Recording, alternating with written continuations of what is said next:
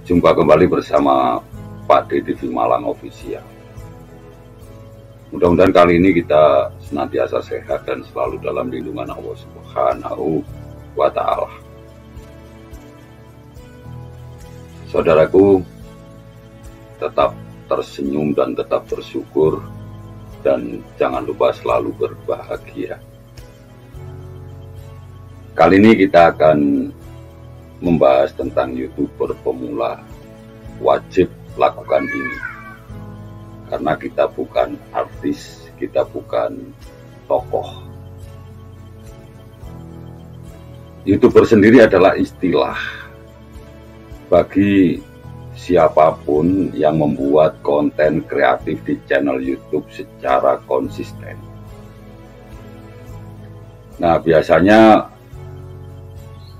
YouTuber ini membuat berbagai video, bermacam-macam video, misalnya soal hobi, olahraga, terus tutorial, otomotif, dan juga yang lain-lainnya. Tentu saja ini adalah suatu hal yang positif. Kita di Indonesia banyak sekali YouTuber yang sudah terkenal, yang memiliki jumlah subscribernya juga sudah puluhan juta. Dan tentu saja kalau sudah demikian, maka penghasilannya sangat fantastis. Namun kita sebagai seorang konten kreator pemula, apa saja yang harus kita lakukan? Yang pertama, kita rawat channel YouTube kita ini seperti kita merawat tanaman.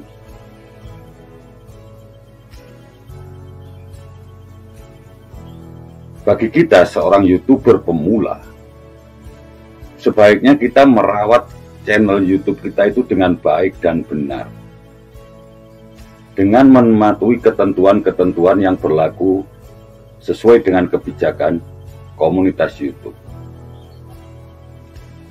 Kita rawat sebagaimana kita menanam. Kita rawat, kita berikan pupuk, kita siram, dan kita bersihkan. Boleh dikatakan ibarat kita menanam. Apabila tanaman tersebut kita biarkan, kita abaikan, maka tanaman ini tidak akan bisa tumbuh. Kalau toh mau bertumbuh, ini juga pertumbuhannya tidak sesuai dengan apa yang kita harapkan. Jadi kalau tanaman itu kita siram tiap hari, ya kita pupuk, kita rawat.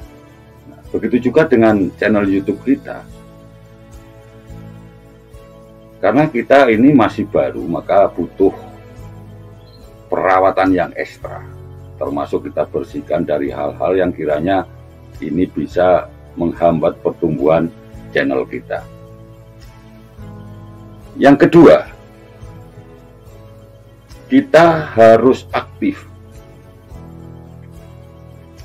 Bagi kita seorang YouTuber pemula atau konten kreator pemula, ini selalu harus aktif. Jangan sampai nanti kita baru membuat 1, 2, 3 video, lalu kita putus asa dan kita biarkan begitu saja. Ketika kita membuat satu video terus kita posting, setelah itu kita biarkan, ya nggak ada yang nonton. Paling yang nonton cuma 1, 2, atau 3 orang. Beda kalau yang punya channel ini adalah artis. Kalau artis posting video ditinggal tidur, meskipun baru pemula, namun karena nama besar artis tersebut, video mereka pasti banyak yang nonton. Jadi kita di sini sebagai seorang YouTuber pemula dan bukan artis, maka yang harus kita lakukan adalah setelah upload video, setelah posting video, maka kita harus mengupayakan bagaimana video kita itu ditonton orang. Yang selanjutnya, kita juga harus rajin nonton YouTube. Ini adalah salah satu cara juga agar kita cepat mendapatkan subscriber. Kita harus rajin menonton YouTube dari channel-channel lain. Menonton dengan apa? Konten-konten daripada sesama pemula ini juga akan menambah viewer kita, menambah subscriber kita. Begitu juga kita bisa menonton YouTuber-YouTuber yang sudah tenar, dan itu juga bisa menambah jumlah penonton kita.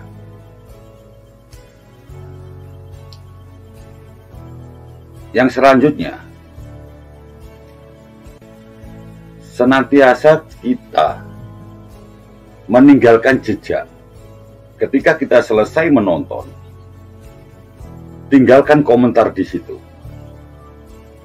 Ini sebagai seorang YouTuber pemula, tentu saja kita harus meninggalkan komentar di video milik channel lain, terutama di channel-channel sesama YouTuber pemula.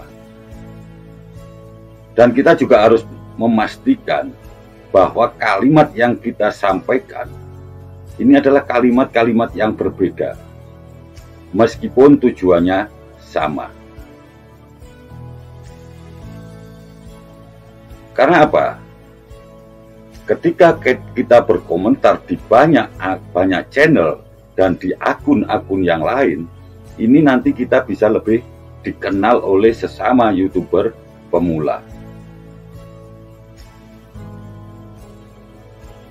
Jadi ketika komen di channel lain dengan kata-kata yang berbeda, misalkan di kolom A, di channel A berkomentar seperti ini, nanti di channel yang lain juga berkomentar yang lain. Yang selanjutnya, jangan mengemis subscribe. Sebaiknya kita tidak mengemis subscribe melalui komentar di channel-channel lain. Tidak menggunakan kalimat minta di-subscribe balik, karena ini biasanya akan membuat orang lain itu risih. Biasanya kan kata-katanya seperti ini, subscribe balik ya, itu jangan ya. Nah, jadi kita tidak boleh melakukan seperti itu. Termasuk kita juga tidak mengemis subscribe ke akun-akun besar. Jadi ketika kita komentar di akun-akun tenar, akun-akun besar, kita cukup berkomentar sewajarnya. Jangan berkomentar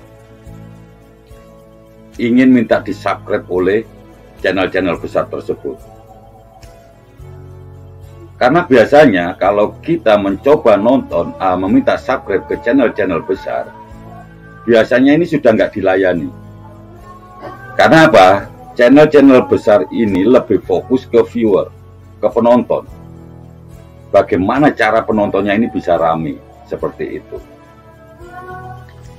Selanjutnya, sebarkan video kita ke medsos yang lainnya. Video ini bisa kita share di Facebook, juga di IG, di WA, di Twitter, dan lain-lain. Ini tujuannya agar video kita ini lebih dikenal dan diketahui oleh orang-orang yang ada di media sosial yang kita miliki. Yang selanjutnya, hadirkan penonton. Kita untuk awal-awal kita fokus untuk mencari pelanggan atau subscriber sebagai penonton video-video kita. bagaimana cara mereka ini lebih tertarik kepada video kita. Itu yang harus kita fokuskan. Saran saya, lebih baik kita jadi diri kita sendiri di dalam membuat video-video atau konten-konten di YouTube. Karena ini biasanya akan lebih dihargai oleh orang lain, dan ini juga akan lebih menarik. Intinya, kita nyari penonton dulu, nyari pelanggan dulu, nyari subscriber dulu, dan biarkan orang-orang tersebut nanti hadir menonton video kita. Yang selanjutnya, belajar dari YouTube. Kita harus perbanyak belajar dari akun-akun YouTube yang lain atau channel-channel YouTube yang lain. Apalagi saat ini sudah banyak sekali video-video tutorial untuk memperbanyak subscriber, untuk memperbanyak jam tayang, dan juga membahas tentang bagaimana cara-cara agar video kita tidak melanggar pedoman komunitas YouTube. Maka tonton video-video ini, pelajari satu persatu apa yang mereka paparkan. Dari situ kita bisa lebih memperbaiki channel YouTube kita, semakin hari semakin lebih baik. Bikin video sebanyak-banyaknya. Ini juga penting, saudaraku ya. Ibarat kita berjualan di channel YouTube ini, maka membuat video sebanyak-banyaknya. Karena apa? Ketika video yang pertama tidak laku, video kedua jumlah penontonnya cuma sedikit, video ketiga, keempat, dan kelima ini juga masih belum banyak penontonnya, kita tidak tahu di video mana nanti video kita itu akan menjadi viral ataupun banyak ditonton orang. Jadi, ketika kita sudah memutuskan untuk menjadi seorang konten kreator, maka jangan pernah malas untuk membuat video. Semakin banyak video yang kita bikin, maka akan semakin besar peluang kita untuk mendapatkan penonton yang banyak. Yang selanjutnya, hindari kecurangan. Karena ini akan nanti berdampak kepada channel kita di kemudian hari. Salah satu kecurangan yaitu sub for sub, saling subscribe, atau membeli subscriber, yang ini akan terindikasi sebagai sub for sub atau spam oleh YouTube, sehingga membuat channel kita bisa di-ban ataupun dihapus oleh YouTube. Dan juga ini akan menghilangkan channel kita dari kolom pencarian. Ketika kita terindikasi sub for sub, kalau memang masih belum terlalu besar kesalahannya, maka biasanya YouTube akan menghilangkan untuk beberapa waktu channel kita ini dari kolom ataupun dari mesin pencarian di YouTube. Kita klik channel kita, tiba-tiba nggak muncul seperti itu. Ini harus kita hindari. Juga untuk membeli jam tayang. Memang banyak sekali ditawarkan di online tentang bagaimana menambah subscriber dengan nilai yang sangat murah. Begitu juga dengan jam tayang. Namun, ini resikonya sangat besar.